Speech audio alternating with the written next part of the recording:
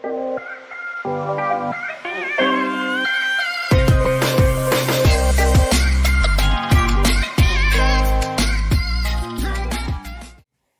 everybody. Welcome to my podcast, The Industrial. I am the host, Iris, and our guest today is my good sis, Danielle. She's going to go ahead and introduce herself, and she can tell us what industry we are in today and what she does. Okay, hi everyone. So my name is Danielle, but what should I call my nickname? Yeah. Everyone outside of school and work calls me CC. I am the creator and owner of MelangesbyCC. I am an all vegan catering private chef and education company located in Boston, Massachusetts. My focus is obviously on vegan soul food and making food that's good for the soul and also good for your body. I love it. I love it. Now tell us really quickly, what does that mean? What is the name of what does the name of the company mean? Okay, so it's a little play on words. So mélange is a French word. Okay. It means mix. So I am a mix of two different cultures. My mom is Haitian and my dad is Liberian. And then I'm also an American. I'm a first generation American born US citizen. It's just a play on words. So, and then by CC, obviously, is by me. Mm-hmm. So I didn't know all of that. So I'm glad I asked. Yeah. Because I was like, oh, she's fancy. Because I couldn't pronounce it for the longest time anyway. Everybody goes, Melange, and I was like, that probably was me. I know. That probably was me. Like, Melange. Like, if I say it like that, it sounds well, you can say Melange, okay. or my favorite is Melanges. And I'm like, no. I think I did say that the first time. I was like, no, that doesn't sound like her. No, it's not me. No, I'm definitely a little more bougie than that. That sounds a little too basic. Melange or Mélanges by CC. You can say either or. It's fine. Okay, good. Yeah. You guys heard that? Break it down. Take your time. And don't say Melanges. No, because that does sound like some type of laundry detergent or something. Okay, so now that we got that intro, which was amazing because, like I said, I didn't even know that's what it was. Mm-hmm. Can you tell us why you started? So I started my company, I think 4 or 5 years ago, just after dealing with the loss of my fiance. So it would have been April of 2023, which is technically this month. Is this still April? Yes, we are. I was looking at you like, I don't know what month we are. So April 2023 would have makes it 8 years that my fiance has been gone. So in 2014, he was diagnosed with stage 4 glioblastoma, which is the worst case of brain cancer that anyone has. I think the only other person that I ever knew that passed away from glioblastoma that I knew or heard of was Ed Kennedy. Oh, okay. And that was some years ago. So long or short, he suffered for a year with the disease. So he was in stage 4. So at that point, when we found out in April of 2014, he underwent chemo, he underwent radiation, lost all of his hair. Yeah. And all of these things happened. He started having seizures, in and out of the hospital, all these things. He couldn't work, obviously. Right. And he also had to have 24-hour supervision, right? So all in all, me working 40 hours plus a week, I had to have people there with him. Thank God my mom was available. He had a sister that was there to help and some friends to really help me to take care of him. And also we had a hospice nurse and people to help around the clock with him. Yeah. So it's because of him and all of the research that I did on how to cure cancer, or not necessarily cure it, but how do I make him have a good quality of life while he's still dealing with chemo and radiation treatments.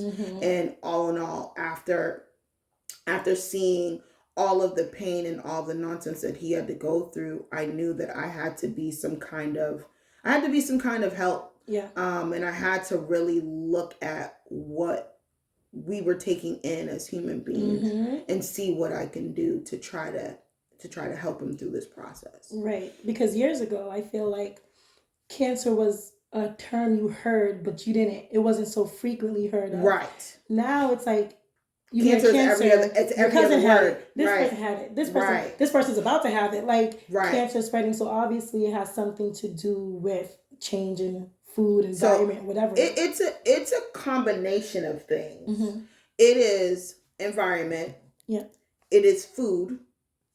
It is the well, technically environment and air, but definitely the stress, the lack of nutrients, because food can be the same thing as nutrients, but really and truly they're two different things, right? Okay. So food, meaning the foods we eat, and then the nutrients are the vitamins and the nutrients that we need in order to survive every day.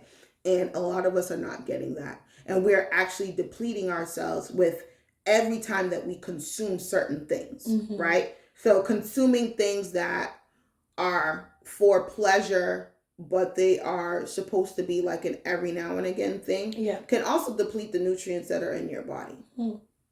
So for me, just by looking at those things, it made me realize, whoa, we're really doing detriment to our bodies. Can you give me 2 examples of those things? Yeah. Like alcohol? That's definite. When I said to myself, I'm like, oh, people are going to be like, this podcast is boring today. This interview is boring. But no, honestly, alcohol. Yeah. Alcohol is great. I'm not going to be like, oh, yeah, I don't drink alcohol. Right. Of course I do. But do I drink it as often as I used to? No. Right. Because I know the effects of what it can do to your body. Right. That's really the main one. And also, it's processed foods. Yes. Processed foods, we don't know, right? Even with looking at packages, we don't really know what they're putting in our foods. Yeah. It could say 3 ingredients. And there's probably 50. Stuff in there. There's probably 50. And then, you don't know what type of facility they're making the stuff in. You don't know what's going on, right? So all in all, I mean, I went into battle mode when he got sick, right? Yeah. Because I was like, I'm going to cure him. I'm going to do what I have to do to get him to get better.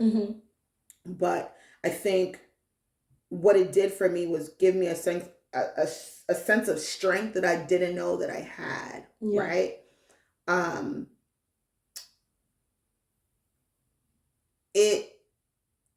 I don't even know the words to describe. I don't know where I got this strength from, because I've never been in a position, right, to take care of somebody full time like that. Don't have any kids. Right. You know what I mean? I didn't ever have to take care of, like, as an adult, I never had to take care of a person who was dying, essentially. Right. So I didn't know what it was, but I knew that I loved this person. And that's where the strength came from. And I needed to be there.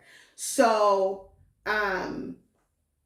yeah, it was really tough. And it still is tough, because I think about it.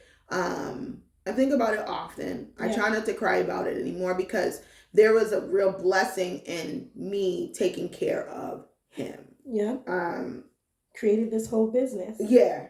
So just looking at what I had to do with him really helped me to realize that I not only can help him, I can help myself. I mean, let's just go back into him real quick. They gave him a 30-day diagnosis. Well, after they diagnosed him with stage 4, right? That August, he was in the hospital for, I think, upwards of a month. And they told me that there was nothing else that they could do for him. And I said, okay, we'll put a tube in his stomach so at least he can come home and he can be around loved ones. He doesn't have to be in a hospital environment. And we can take care of him. Because sometimes being in the hospital is also stressful. Oh, big time. And it takes a toll on you. Because who wants to really be sitting in the hospital? There? It's not the same as being in your house. Not at all. So we ended up bringing him home. He had a tube in his stomach. And I remember even looking at the nutrition that they sent, the new quote unquote nutrition that they sent home with him. And again, this is no offense to hospitals. They got to do what they have to do to make sure that they take care of people the best way they know how. Exactly. But when you're at home, you take care of your loved one the best way you know how, right? So looking at like the nutrition factors on some of the things that they gave me, these are all cancer producing items that they're giving the people that are supposed to be in hospice care. So they gave me this thing called Jevity. Jevity is the worst thing to give a cancer patient. What is the main cause of cancer, or that helps increase cancer in your body rapidly? It's sugar. High fructose corn syrup. Everything toast. Anything toast, TOSE, is worse. There is high fructose corn syrup, fructose, sucrose, dextrose, like all of these things. And I was like, oh, sorry, that was the Haitian in me. I was about to go, wait, guys, remember she's Haitian, okay? I was like, absolutely not. Right. I can't give him this. But what I can give him, right, because all the research that I was learning about from like Dr. Sabi, his wife, his ex-wife, Ma'a, and like just different people who were sending me the information and me going and researching. I was like, I'm not giving him any of this stuff. Right. So I ended up making, I don't even know. I have the recipe somewhere, but it was literally, he wasn't tasting it because it was going through his stomach, right? But these were things that I know that he needed. I was giving him squash. I was giving him pumpkin. I was giving him quinoa. Like mixing all of those things, red onion, Mexican squash, which is really good for fiber, and like all of these things, right? I was blending it and then adding alkaline water to it. And that is what we were feeding him, right? When he came home. Within so doctor's diagnosis, 30 days to live, right? I was to give him just these medications. So I gave him the medications that they prescribed him, but I was supposed to give him the Jevity. And within 30 days, he was supposed to die. That would be around my birthday, September. And I was like, well, he's not going to die then. So I'm just not. I don't know what to tell you, but he's not going to die. But I decided that me being an advocate for him, I needed to do better. Right? So what did I do? I started giving him the mixture of the food with alkaline water. Within 2 weeks, his hair started growing back. Wow. He came home, his eyes were closed. They said he would never be able to use his left side again. I remember this video. Yep. He opened his eyes. He was able to hold a cup. He never fully regained the use of his left side, but he was able to wiggle his toes. And he was able to move his fingers. That's what I remember. And for me, seeing that within the first month made me realize I'm doing something. I don't know what I'm doing, but I'm going to keep doing it. So I had him on a round-the-clock schedule, feedings, making sure, he had everything that he needed in order to survive properly. Hair growing back, talking to me, remembering, my nickname. He never called me my real name. He only called me Smurfette. So it was like all of these things, right? Having loved ones come over and see him, like all those things. I remember the hospice nurse even telling me, I think 3 months down the line, I don't know what you're doing, but keep doing it, because there's no way that he should still be alive. 3 months. And that was 3 months. They gave him 30 days. They gave him 30 days. Upwards to then, he lasted a whole 9 months. Yeah, that's crazy. A whole 9 extra months off of the 30 days they said that he was going to pass. Just off of, not because of what they were telling me to do. So what I did, I not only researched foods to give him, what to give him to make him feel better, but also the alternatives to the medications that they were giving him. Right. So on top of me having to give him the medications that they recommended, I, like the supplements that I was giving him were also for the benefit of him using those drugs, but they were actually helping to rid his body of toxins and heavy metals and like all those things. And all of like the bad things that were in his body. Because essentially radiation and chemo, they deplete good and bad cells. So I needed to help his body to regenerate those healthy cells back. Right. And it showed. And it showed. So when he passed April 2015, I was upset. I was sad. I was depressed. For a long, long while. but in that blessing, or in that sadness came a blessing. Yeah. Because I now had the responsibility of, number one, taking care of myself. Because now you have all that knowledge. Right. And what do I do with that knowledge? Now I need to share it with the world. Right. So now I'm going and I'm talking to people. People are like asking me what I did. And hey, I have a family member who has like stomach cancer. I have a family member who has like, lupus. I have a family member, like, what do I do? I said, well, I'm not a medical professional. Right. I don't know. I can't give you any medical. I'm not a doctor. But I can tell you what I did. Yeah. You can take the information that I gave you or give you, and then you can do what you will. Right. And also do your own research. Do your own research. Consult with whoever you need to consult with. I consulted with who I needed to consult with, right. And then I made those decisions to take matters into my own hands. And really and truly, I did what I had to do, and I'm glad that I did, and I'm glad that I was able to give him the love that he so needed in his last year. Right. Well, for more than that, because we were friends forever. Right. But really and truly, I'm grateful that God gave me the opportunity to take care of someone. And I know for sure, God forbid this ever happens to anyone that I love, at least I'm able to at least know what it is that needs to be done in order to help them. Yeah, because even the little small changes, like how you eat. Yeah. Because everything now is so accessible, especially after COVID. Like, now anybody could deliver your Burger King to your house. Yeah. Burger King didn't even have delivery at one point. Like, what's going on? And here's the thing: they're making it like this because they know that people love convenience. Yes. And that is what's killing us. The convenience is killing us. Because now you're not leaving your house, so you're not even physically walking to your car. So that means or walking anywhere. Exactly. And for some people, if you're not leaving your house, that means you're not getting any exercise. That means you're not getting any air that's outside. No sunlight. Anything. No sunlight. No nothing. So now you're eating junk on top of being what is it? Couch potato. I was gonna say couch potato, snapping turtle. What's it? I only know couch potato. I'm like, you know what I mean? Like, you're living in a shell. You're living in a shell, and that's not good. No. For myself, right? When at my heaviest was around when he passed. Okay. Right. And then I got heavier after because I was like, I was eating everything under the sun. Right. But then I said, well, let me take what I learned with him and really put my best foot forward. And for myself, it's helped me to lose, I think I'm down 60 something pounds. That's great.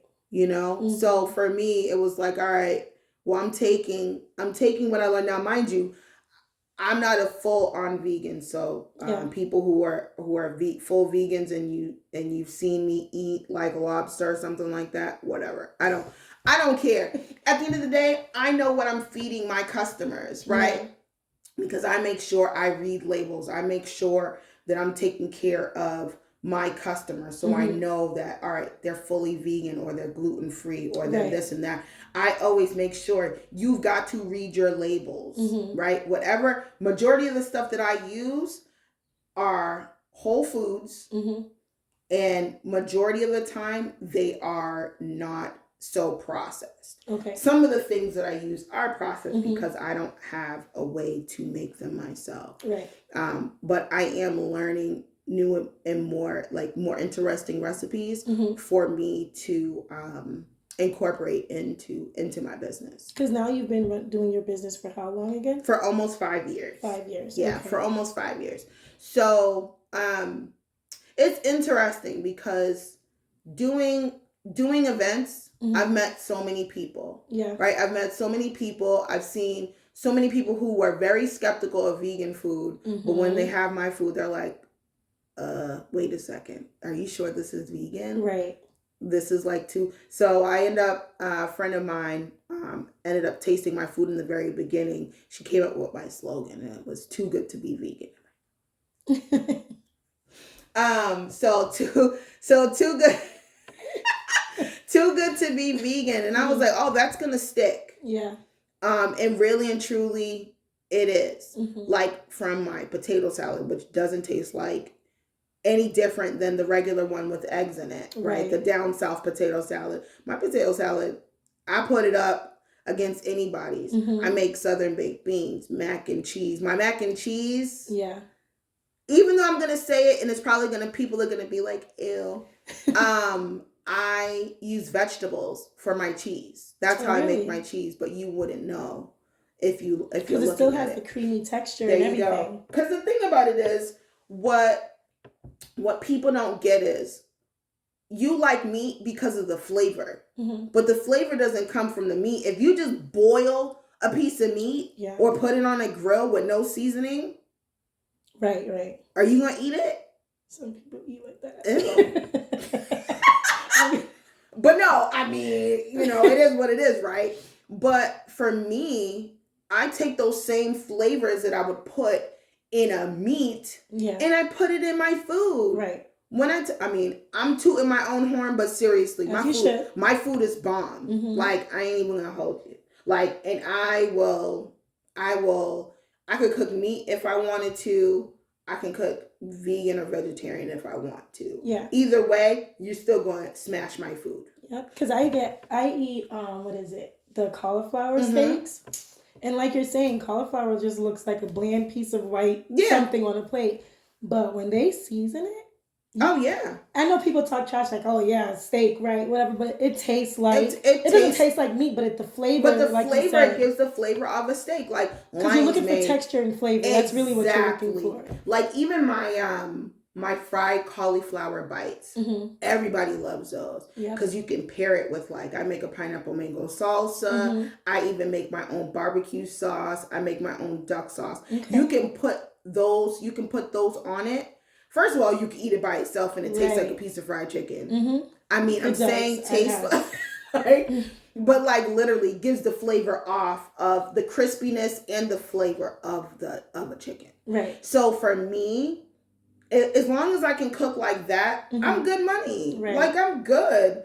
I don't necessarily have to. I mean, during the week, do I eat meat? No. On the weekends, I may indulge in a nice, lobster, but I don't really eat too much of anything else. Right. Like just meat. And stuff like that. I don't. And honestly, really and truly, going into nutrition side, if you look at the nutrition, what's that nutrition triangle that they gave us back in the day? You know how it was like nuts and grains and the dairy. All like the dairy and like all that stuff. Really and truly, there's, how they have the dairy at the bottom, and dairy was like the biggest thing. Right. And then they had like nuts and grains was like the little piece. You need to flip it.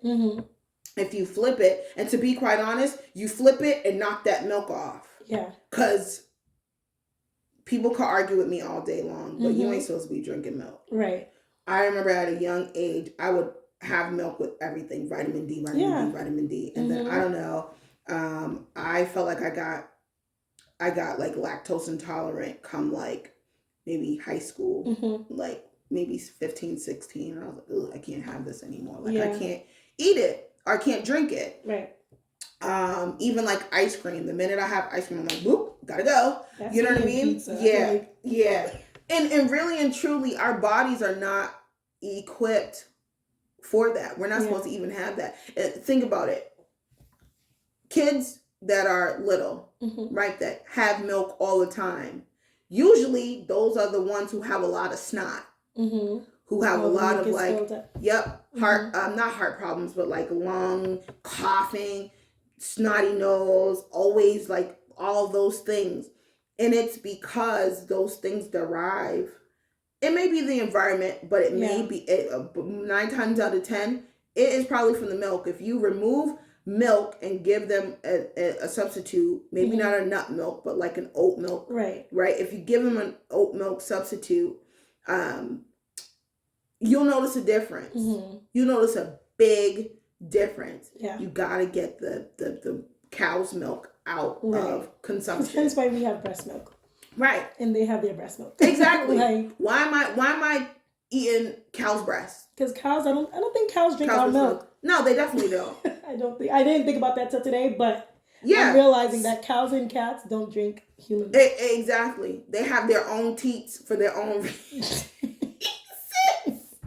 But seriously, it's like when you think about these things, it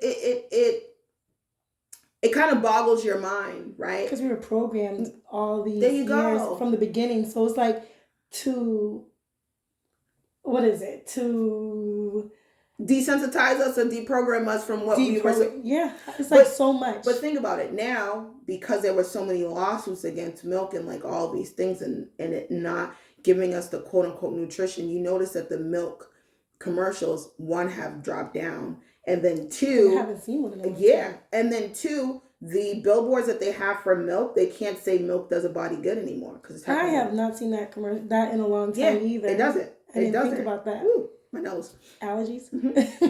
Me too. But yeah, I mean, yeah, people are gonna. I'm turning my comments off. But don't come for me. Don't come for me. I'm just stating facts. I'm stating facts off of my own reality. Exactly. One of the things that has helped me, and that actually helped my fiance at the time. One of the things I used to put inside his nutrition is sea moss as well. Oh yeah. I consume that at least. I don't necessarily consume it every day. Okay. It doesn't necessarily have to be every day. I know people who eat it every single day, but I think if you have it like once or twice a week, it's good for you, right? And one of the biggest things that I loved learning about sea moss is that out of the 100, so in order for your body to regenerate itself, and I think I was talking to you about this before, but out of 102 vitamins and nutrients that you need every day for your body to rebuild itself, sea moss has 92. Right. Yeah. Right. And if you add the other another sea moss, which is bladderwrack, right? If you add that in and you mix bladderwrack and sea moss together, Irish sea moss together, that gives you all 102. Oh. Okay. And that's just a scoop. Exactly. Yeah. You can take a scoop, you can take a half of a scoop, put it in, take a half of a scoop another time, right, and then like do that gradually. And that will then in fact help you. It's iron, good for iron, good for fiber, good for your gut, like all these things. Actually, I have to order some. Yeah. I make it too. Oh, okay. Yeah. Oh. So definitely, I think people are on the vegan wave right now. It's a big thing. And I don't even think it's necessarily, yes, it's for nutrition, but I think people want to taste other things other than a big fat hunk of steak on their plate. Some people like it. Don't come for me. But honestly, really and truly, people are looking for other ways to eat. Yeah. And that's fine. And I do think especially, I mean, even before COVID, but after COVID, honestly, kind of like what you said about like not really a blessing in disguise, but like it's a bittersweet thing. We lost a lot of people, but at the same time, a lot of people got super into health, like working out, excessive. I'm like, so everybody's working out but me? Is that what's happening right now? Everybody's working out outside. They're working out, recording themselves. They're working out with their friends. They're going to gyms. Like new gyms have been open since COVID, and people are literally eating differently. Yeah, and it's like people are really into fixing their lives. Yeah, they're like, wait a minute, I eat too much of this. Oh yeah, let me chuck that out. Yeah, let me try to eat more. I know now we have like meatless Mondays. You know what I mean? Or like and there's way more meatless options in the restaurants now. Vegetarian. Well, they need more. One of the things that I am working on becoming at some point is a consultant for restaurants. That's nice. Right? So because it's like one option out of 25. Exactly. Yeah. Because one of the things that I did for myself in order to help me to gain more knowledge on not necessarily becoming a vegan, but eating more vegan and plant-based options is taking the foods. One of the things that I did was write down all the foods that I love. It might not be all of them because I'm greedy. So, but I took the foods that I love and I made the vegan versions of them. And to me, I actually like my vegan versions better. Yeah. And to be quite honest, majority of the foods that we eat are really good without the meat. You just add it because that's what you're used to. Yeah, exactly. You know, even like my Haitian and Liberian background, we are heavily into meat consumption, right? But at the same time, too, if you take away the meat, the food's still bomb. Like the sauces are amazing. Technically, my fellow Liberians don't come after me, but like our jollof rice has meat in it. But I make mine out of plant-based meats. I use that. And actually, my recipe was published in a book called, what is the book called? Planet-based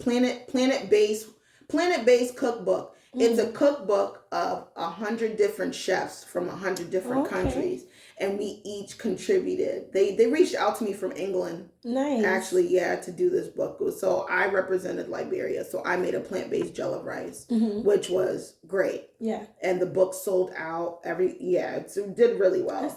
I think I saw you post it. I need to learn it because I think for me too.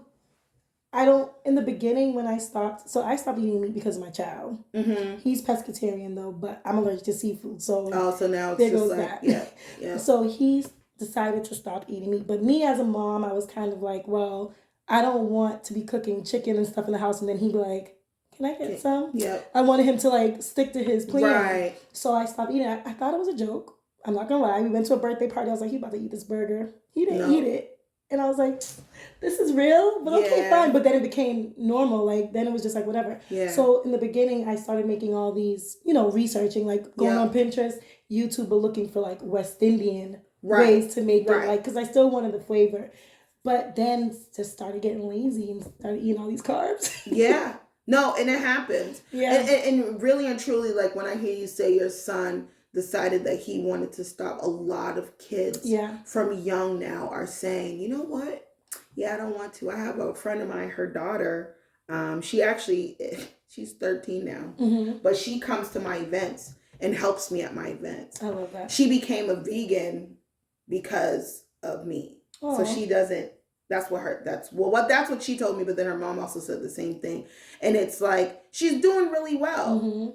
She's doing really well with it. When I have events, if it's, age appropriate, she comes and she helps me. Yeah. Like she loves to come and help me. Yeah. And I'm very appreciative. And it's just great to see that I've already made an impact on a lot of kids. Even like kids who are picky eaters. My other tagline is I'm the picky eater's favorite. Yeah. Because a lot of people are very picky eaters. Oh, yeah. They don't want to eat a lot of things. And especially new stuff. Oh my gosh. And I don't tell people that I even put vegetables in things because they're like, oh, what do you mean you put vegetables in it? Like, just eat it. Just try it.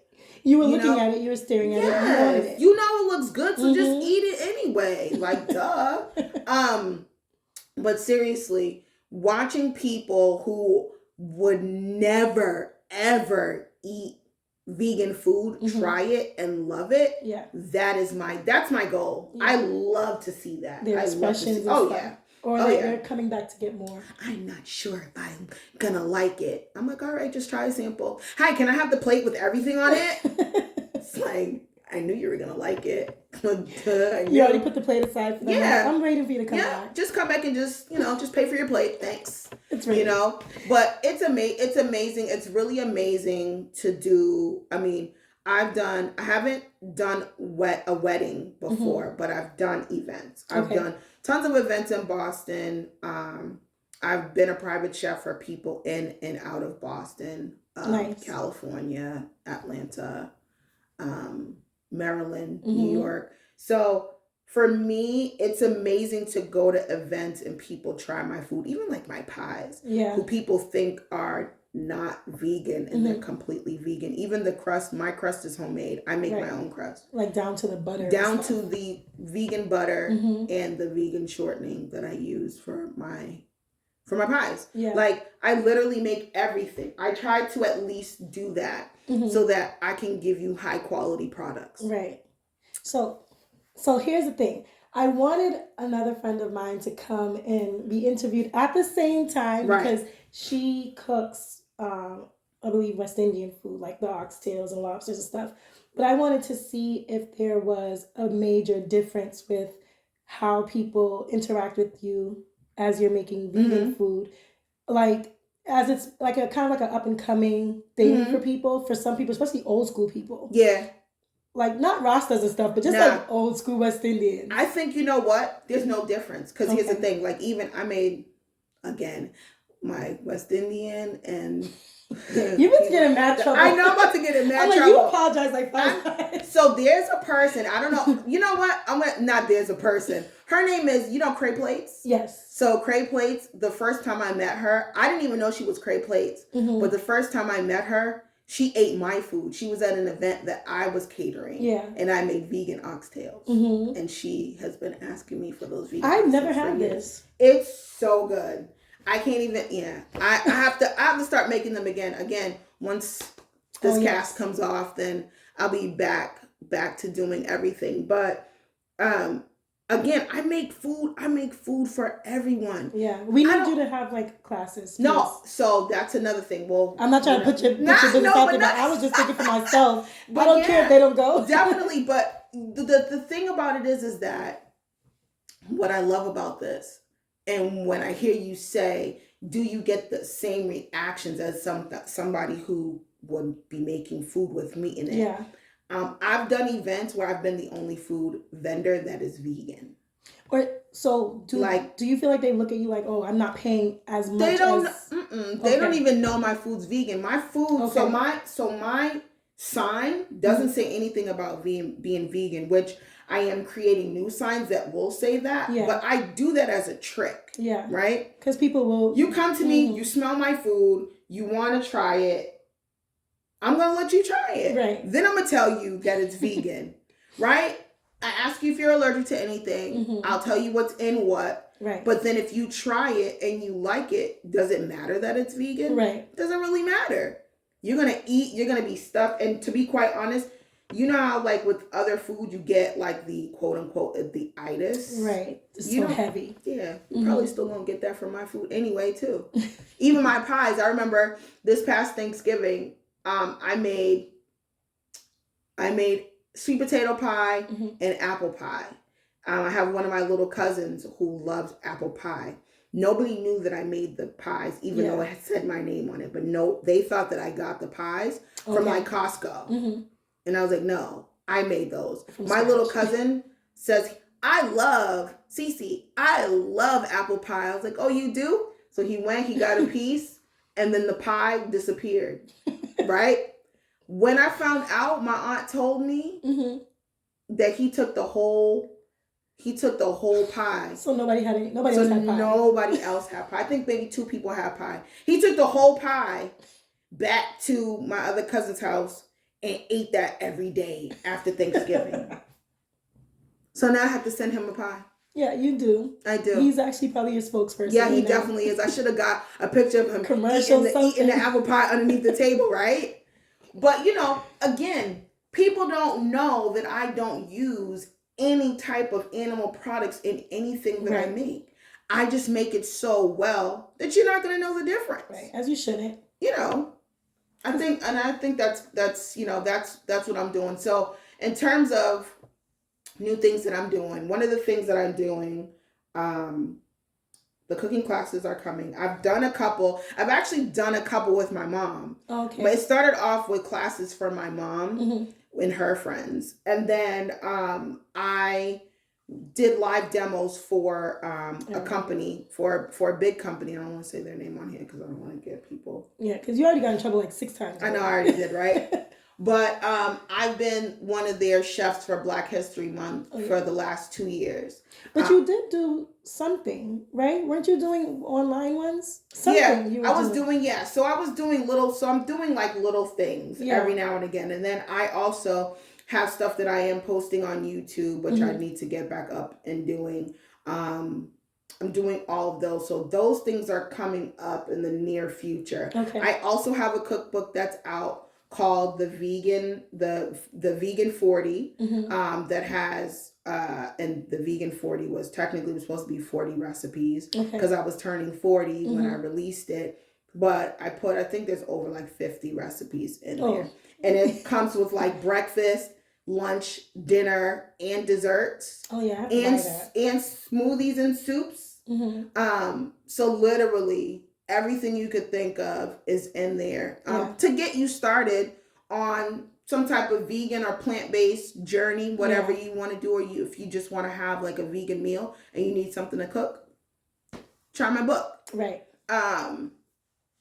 Also, currently right now, I am I'm graduating in May. Whoop, whoop. That's from Goldman Sachs, which is if you have an Apple card or you Look, I'm if you have an Apple card or you have any type of like banking knowledge, Goldman Sachs is a big deal. So right now, I think they are wanting to do over like $5 billion to help out Black women in business. What's the name? It's Goldman Sachs 1 million Black women Black in business program. I love that. So I'm part of cohort 3, which is the third group. You're about to be done. And I'm about to be done. So they just started. They literally this was the third one. They started, so I interviewed last year and then I got put in the spring semester. Actually, their deadline just passed. Yeah, they just passed on Friday. But again, that doesn't mean that they're not going to be opening it up again. I'll let everyone know, or I post about it. Okay. But really, really, really great program. Fundamentally, they're helping me get my business set from the foundation to the top of the house. Yeah. Right? And they go over all these things. It's a 10-week program. Okay. They actually pay you to be a part of the program because giving it. Yep, because you are giving your time to be a part of it. It's a 10-week course.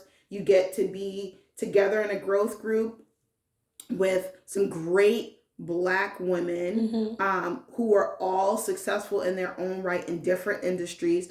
Out of 5,000 people that applied, it's got to be, currently right now I think they have over 1,500 applicants that applied for this next cohort. They only pick 150 people. Dang. So out of the 5,000 people or so that applied for the first go around, when I had to pick, there was only 149 people in my class. Wow. Right? So, and I was the only one from Boston, Massachusetts. I was the only one from New England, technically. Wow. She's one of my really good friends now, but she is a naturopathic doctor, and she's based in Connecticut. Okay. But everyone else is from everywhere. I never even heard of it. It's amazing. I can't even put into words. My mother's actually coming with me to see me graduate. Oh, yeah. Where's the graduation? In New York. Oh, okay. In New York. So they fly you out. So listen, it's a big deal. She's getting flown out. Yep, I get flued out. So for orientation, they fly you out for 3 days. You go. You meet other people. You have a lunch group, which you sit with, and then you have a growth group. You get a business advisor. They have class every Monday. You meet with your advisor. You have mentors who are successful in their own right. You can call them, text them, whatever, through the whole program, through after that. Yeah. And basically, Goldman Sachs does this. They give you a nice big virtual hug to help you with your business in terms of giving you the motivation and the need to strive to do more. Yeah. And so what this is making me do is completely look at my business in another light, and helping me catapult it to the next level. Yeah. So right now, I'm in the cast, but it's helping me to get myself going so that once this cast is off, you're about to take off. It's all gas, no brakes. I love that. All gas, no brakes. Because who needs breaks? Yeah, exactly. You get breaks when you go on vacation. Exactly. But no, I really do encourage people to get into some of these programs. Like if you have a business or you want to start a business or you're looking to just see where you can fit in this, because everybody, listen, there's money to be made. Yeah.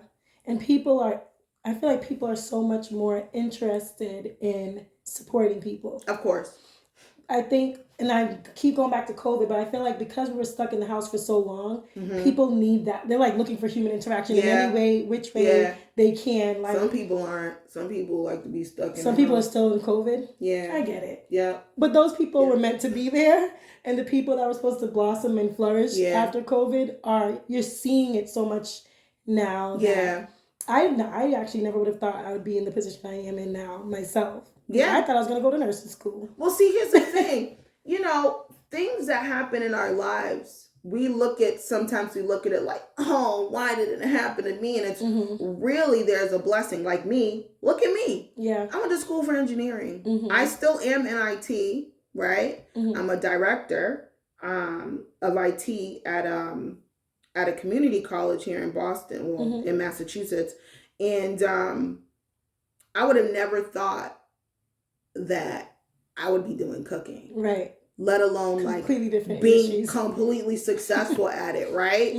But I also take the knowledge that I've learned from being an engineer and being in computers and being in IT, and I take that and I use that in my business. Of course. Those, soft skills? Yes. Yeah. Like even just, sorry guys, a little off topic, but you guys still need to know this, especially like people in business and stuff. But like, even I tell my son now, when you start working, think about all those skills that you're gaining. Like just communicating is a skill. Being patient is a skill. Like not just something you physically have to do, but something networking is a big skill. You have to be knowing how to talk to people and read people. That is a biggest thing. I mean, over the years, I learned how to network from my dad. My dad would network with everyone. My dad is very, very popular guy. Yeah. I learned how to network from my mom as well, but I think really looking at my dad and like how he interacts with people and how many people he knows and like all these things, even to like now, my dad is very, my dad has over 60,000 followers on Twitter.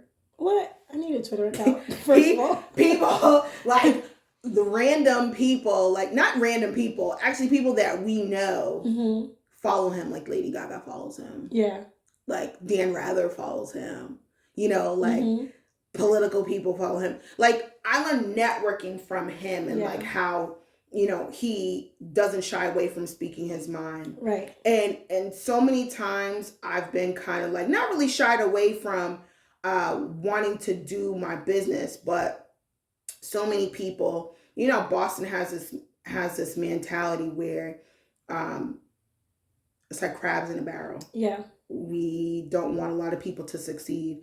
I did have one instance that made me feel like that. And then I was like, yeah. And one is good. Yeah, one is. It could have been more. Yeah, one is enough. But I checked that person real quick. But one is enough. Yeah. Like there's money to be made out here. Right. Like there's so many people that, like, even for myself, even though I'm a vegan chef, right? I know other vegan chefs in Boston. I will like one of my really good friends, Discover Vegans, right? Yeah. Discover Vegans. Me and her, she's like little sis.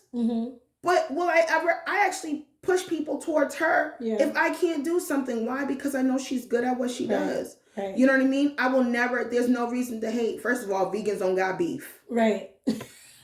As corny as that is. Why did it take me a while? Because I was like, you're right. Because we don't have beef. But no, seriously, regardless of which industry you're in, well, not which industry, but if you're in the food industry, it doesn't matter what you're doing. I've never ever had to be jealous of anybody. Right. Why? Because I do what I want to do. Right. You either be inspired or that's it. I don't know what the options are.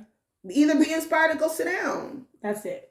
Like, seriously, there's no point. And it's so crazy because last summer, I went to so many networking events and I've never seen these people a day in my life.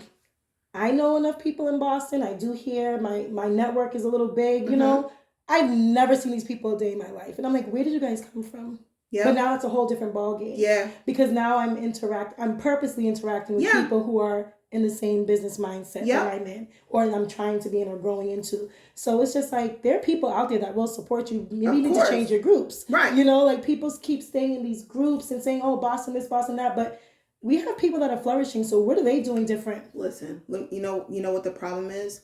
Some people are too stuck in their mind about the negative and don't look at the positive and don't know how to move forward I could have looked at that negative, right? That person wanted to fight me because I started my vegan business. I could have looked at that person and would have been like, you know what, just forget it. I'm not going to start my business.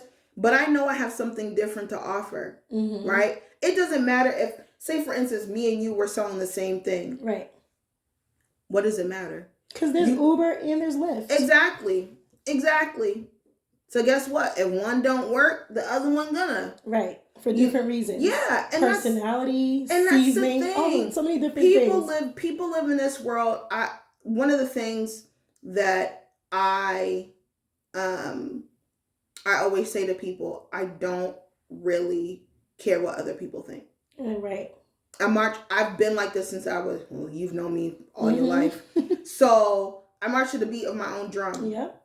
I literally do what I want. I do what I want. I say what I want. And I just don't care anymore. Right. I used to care back in the day, right? Because I'm like, oh my God, what is somebody going to say about me? But it's now like, whatever. Somebody's going to say something. I'm regardless. grown. Who's paying my bills? Because at the end of the day, right, when all's said and done, I get my bills sent to my house and I have to pay my bills. So if I'm working my regular job and I'm doing good with that and I'm using that to pay my bills, but then I have my cooking that actually, it literally saved my life. I could have been still depressed. I could have still been sad. You know, I could have still been all of those things on the forefront of my life, right?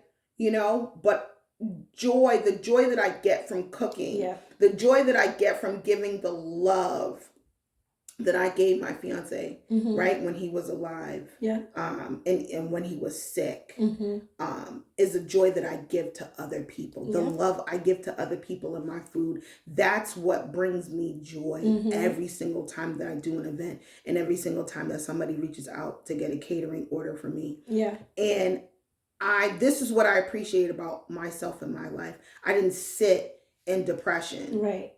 I just hear my aunts, both on the Haitian and Liberian side. Don't sit in depression. Don't you sit in depression. You know what I mean? Don't you sit in it. You got to do something about it. Yeah. You got to do something about it, because for a long time I was depressed for a good. I can't even say for a good. I'm still depressed sometimes, but I'm functioning. I'm a functionally depressed person. I used that term yesterday, but go ahead. No, like seriously, but you have to find some type of fight to go on. Yeah, there's no reason. First of all, I have lungs to breathe. I'm breathing in and out every day. That is a blessing in itself. So for me, I just use that, and I use that to push me further and further every day. Yeah, as you should, because you were giving I feel like a friend of mine I interviewed her too, but I feel like sometimes that God had already placed it in you. You might have seen little things. You might have been cooking stuff here, cooking stuff there, people complimenting you, just not paying attention to it. And he's like, this girl is not listening to me. And unfortunately, it took a sad moment, but that was such a big moment for you that it's going to make you feel like you have to keep going, even when you want to give up. Because the reason why you started was every time I want to stop, somebody calls me, hi, so I'd like to place an order. I have an event coming up. And you're like, how'd you get my number? Like, why are you calling me? You know what I mean? But then it's like, all right, just, now I have to keep going. Honestly, it brings me joy. It brings me smiles every time I think about it. Because people appreciate you more than you might even notice. Yeah. Like, I notice every time I do an event, I've had people, when they hear my story, they leave from my area and then they come back in there crying. Yeah. Thinking about it. You know what I mean? Like, or they have... Because those connections, they might have a similar story. Maybe not the same exact, but something similar, you know? They might not have saved anybody, but just to know you took the strength that maybe they didn't have to do the same thing that you did do, I had a lady at one event that I did at the Reggie Lewis, and she just started bawling. Yeah. She was like, I lost my mother to brain cancer and blah, blah, blah. And I was just like, wow.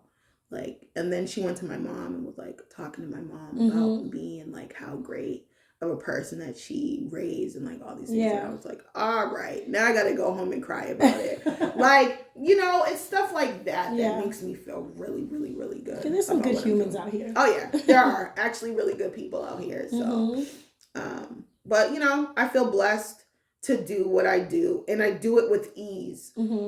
A job like this, or a career, or my hobby turned into a career. It doesn't feel like a chore to me when I'm cooking. Right. I love it. You play your music? Oh, yeah. Get it going. Sometimes I don't even play music. No? Sometimes I vibe out just off of just making the food and tasting. Right. Putting probably like mindless TV in the background to kind of just keep me occupied. Sometimes music, but more than likely it's you know, either that or I'm talking to family members who are also business owners and talking about things, or they're coming to help me. So it really honestly depends on what type of mood I'm in. But honestly, like cooking just does something to me. It does something to me. So a few more. Wait, I'm gonna get ready to wrap it up, guys, so you guys don't kill us. Misconceptions I feel like are big, right? Doing hair, I feel like a lot of people like, oh, you're just a braider, so why do we have to pay this much for you to do braids? But they don't understand, like, I had to learn how to do this technique. I had to, braiding and hairstyles are new every month, every year. There's something new coming out.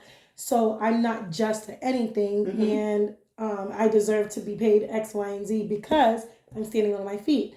I could have arthritis in the next few years. I have to pay this. You know, like they don't pay attention to that stuff. So do you feel like, or have you ever heard any type of misconceptions that's like, oh, you're just making vegan food, why are you doing this? Or you're just making food, so why do you feel like I owe you this or whatever? It's so funny you said that. I have never had a problem with anybody paying my price. Yeah. And I will say this, and I've said this to many people. I've recently said this in my growth group, in the Goldman Sachs program. My price is my price. And really and truly, my prices should be higher than what they really are. But my price is my price. If you don't want to pay my price for what I'm charging for my vegan meals that it takes me to make, fully fresh, right, then you're not my customer. Yeah, that's a big one. That's like a theme on this podcast. You're not my customer. Yeah. That means that it's okay if you don't buy my food. Do I get stressed out when people don't buy? No, because either guess what? If you don't like it, if you don't want to pay the price, but you want my food, what can I tell you? The plate that you were going to take, I'll eat it. Right. Or somebody else is gonna buy it. Right. I don't trip over stuff like that. A lot of things that I think that people get all like bent out of shape about, especially with pricing, for me anyway, those are things that don't bother me. Right. Because I tell people all the time, like I remember I started doing crémage French toast, right? And when I said that it was $25. But they didn't understand why, because after I make, first of all, I'm soaking your French toast in crémage that has a whole bunch of barbacoa liquor in there, right? And then that's the price breakdown itself. You have to get the liquor. Exactly. Right. And then on top of that, I'm putting crémage, smearing it all over your French toast. Right. You know what I mean? The process. Yeah. So when I charge that price, there's people who pay it. Right. There's people who because they probably understand. Yeah. They probably don't even care about understanding. They're just hungry. No. They know it's gonna taste good. Girl, listen, people. I remember I did Everybody Gotta Eat's cookout a couple years ago, and when I pulled out the crémage French toast, they didn't know what it was. Right. And then they brought our friend Keisha and Coretta. They brought the French toast over to the DJ. Yeah. And he went on the microphone and cut the music off. And eyes big. There's a video on my Instagram. If you go on my Instagram to look, he was like, I don't know what you're doing, but you need to go over there and go get you a creme glace French toast. Like literally the line was so long. My mother and her friend were helping me, and Coretta's daughter was helping me as well that day. And they were like, are we going to be able to do all of these? Like it was that long. Yeah. And at that, I had to cut off the burners because we had to leave because the park, we had to shut down and clean up. Like I wasn't able to serve everybody. People were trying to pay other people to skip. Like, let me get, or can I get a half of yours? Yeah, like seriously, it was that bad. So like people are gonna pay that price, right? If they really want it, if they love it. And there's people who strictly are vegan and who love your food and say that. Like for instance, I went and I did a speaking event at a school, and I just brought a couple of samples for the kids. One of the girls, she was like, this potato salad tastes just like my grandmother's, but it's actually better than my grandmother's. Don't tell her that. Like, not Nana. That exactly. Like my food's better than Nana's. Oh shit. Nana takes a while to get to that. Exactly. Okay. But it's like if I'm doing that for people, and again, I think I do a really good job at what I do because I'm greedy. I like to eat. I like flavor. I like what I like, and I kind of know what people like as well. And you have a good mix when it comes to flavor. Haitian and African. And African, it's out of control. That's actually disrespectful. Yeah, it is. So like it's very disrespectful. Yeah, because I got like when I tell people, I joke around. I'm like, I'm two rice eaters. Like people don't get it because like literally, I have good food on both ends. Yeah, and I could at any day I could eat Haitian food or I could eat Liberian food. Even my mom learned how to cook from my grandmother, my father's mom back in the day, and my father, like they taught her how to make a lot of Liberian food. Yeah. And my mother's bomb at making food too. And again, I learned how to make a lot of foods from those people, like my grandmothers, my father, my mother, and then my cousin's grandmother who watched us a lot from young. Yeah. Right? I've been cooking. You didn't even realize they were teaching you so you could be this great. No, not at all. When I tell you, I'm so grateful that I was, I could cuss on here. I was a fat. Yeah. Okay. I was a fat ass from a kid because I would be all up in the kitchen like, what's good with the food? You're the person in the pot when it's nighttime. Like, who's in the kitchen? Yeah, I'm learning how to make dumb boys, which is dumplings for sospois. Okay. Like those as a kid, like I learned how to make jollof rice from my grandmother at a very young age. Like I learned how to make pepper sauce, like all of these things, like literally I learned how to make those. Then also too, because of my I got a great brain. Sorry. Like, I love chemistry. Yeah. I loved the mixing of things and learning the reactions and things like that. So that's important with cooking. And I didn't realize that. Sweet and the salty with the umami and like all those flavors. That's and how something can like make something more pronounced, more flavorful. Oh yeah, that's all me. So the fact of the matter that I do that in my food speaks for itself. Yeah. Speaks for itself. So I'm thankful to all my grandparents, alive and not alive. I got one living grandparent left. Yeah. And she still makes food for herself. She's 103 years old. Oh, I love that. Yeah. So very appreciative. I'm coming to her house. Where's her cookbook? She's down the street. Oh, okay. See you soon. Exactly. But yeah, no, this was great. I really love talking about vegan food, just the journey journey of where I came from and where I am going.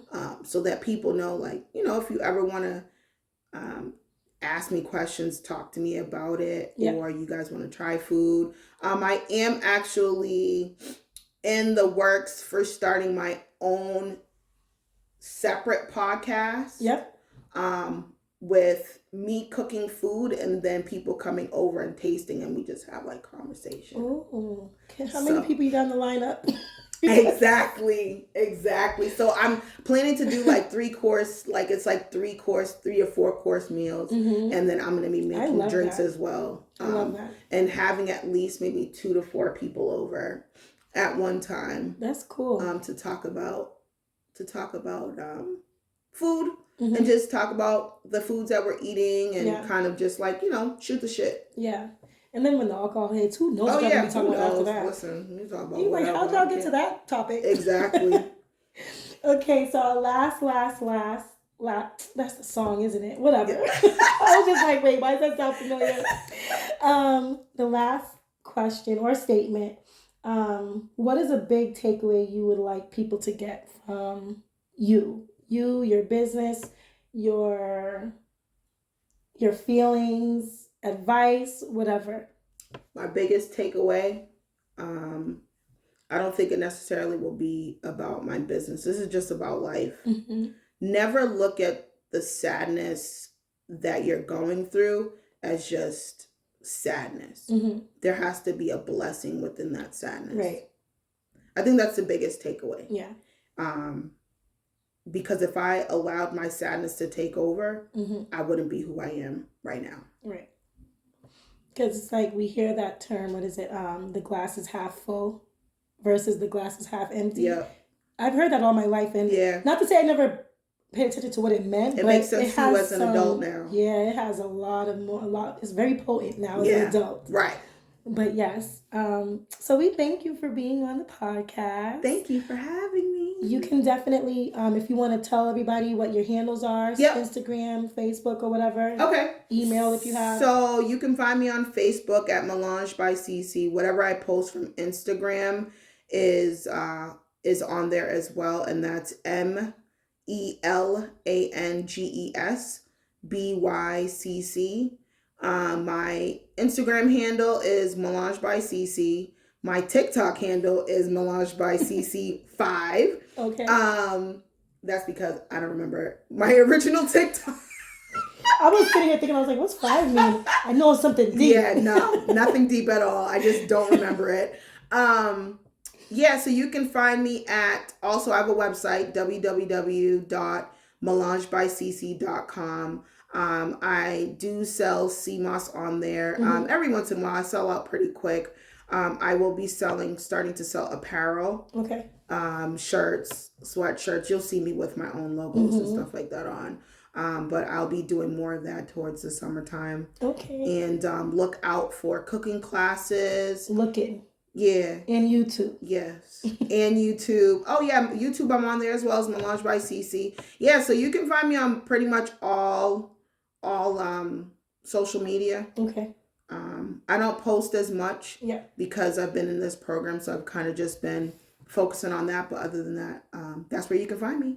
All right. Thank you. And don't forget to like, share, and subscribe, guys. Don't forget to hit that like, share, and subscribe button.